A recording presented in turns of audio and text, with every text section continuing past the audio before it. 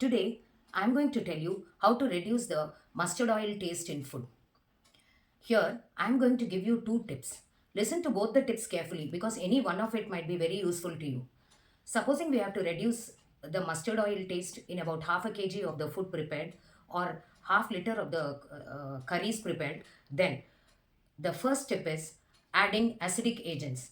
Acidic agents like vinegar or the juice of one lime can be boldly added to the curry or the food and cooked on slow fire. When you cook it on slow fire, the heat applied also allows the mustard oil taste to get smell to get evaporated and also the taste to get reduced. Even the lime juice helps for the same. Tip number two, adding sweetening agents like honey, sugar, or jaggery syrup. You can add any one of them for the same quantity mentioned above and then mix it well and cook it on slow fire.